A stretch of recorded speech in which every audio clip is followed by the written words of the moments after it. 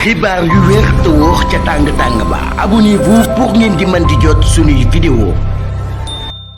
wax la leen wax la leen pour mu leer ay bandi yu sàcc ay bandi waaw ay bandi yu ànd toj benn magasin yomb na mais xam nga problème ba nekk maam buñ ko dee séddoo waaw maam ay bandi nii buñ àndee di sàcc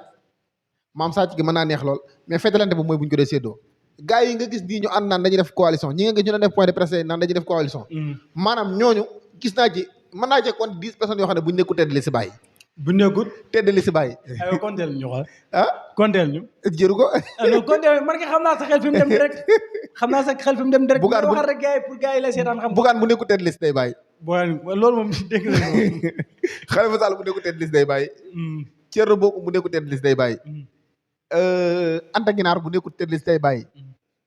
mën nga ko lim mais est-ce que ñoom maanaam duñ jéem a teg ñoom est-ce que jàppoo ne maanaam ñoom dañoo contre li nga xam ne moo di gouvernement bi fi nekk jàppoo ne itam maanaam kenn ku ne dana teg fa nga xam ne teg feesee intérêt ngir doxal li ñu bëgg ñoom non ñooñu kenn du teg feesee intérêt ndax ñooñu loolu ku intérêt réew mi ñor moo koy def ñooñu seen bopp moo leen ñor nit nag boppam mënu koo ñor ba pare mu ñëwaat ba ñëpp daje mu naan damay défendre intérêt réew mi ñooñu seen bopp moo leen ñor ñooñu seen bopp lañ nekk de li ma la wax ne bind ko bu baax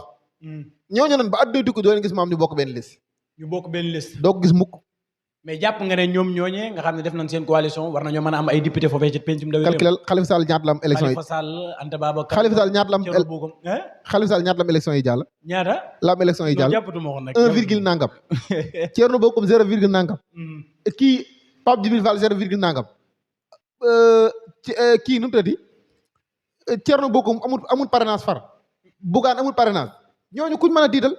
ñooñu ñëpp moo leen boole nañu am ci élection yi mu dul 2 pour cent mu jàkkaarloog 58 pour cent ñi ngi wax ne jamono ji Sénégalais yi wañ nañu leen ginnaaw ñoom nag fi ñu sukkandiku mooy ci xale yi nga xam ne ñi ngi jël gaal gi di génn ba am ñoo xam ne jotoon nañoo faatu foofee ca Mbour mais est-ce que jàppoon ne itam maam loolu day dëggal seen wax ji mu di gone yi commencé nañ leen a wan ginnaaw élection législative yi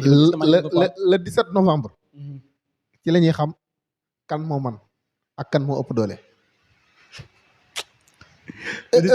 non fi ma bëgg a jëm ak yéen dafa yomb élection présidentielle 24 mars président Bassirou Diomaye Faye ci kaso bi la nekkoon dernier jour la génn président Ousmane Sonko ci kaso bi la nekkoon dernier minute la génn ñun militants yi ñoo nekkoon ak ñoom leaders yi ci biti dóor leen ban tëdd bi ñu demee élection gañ leen ñoom ñëpp seen bureau de vote amul benn candidat bu gagné bureau de vote amul benn candidat ci nekk ci ñu présenté woon ci élection yi bu gagné bureau de vote te loolu noonu ñi ko doon liggéey gaa yi woon ci biir ñun ñu ne ci biti liggéey lu mel noonu kon kay nag wax dëgg yàlla bu fekkee gaa yi ci biti bu leen jàppale dañ leen rey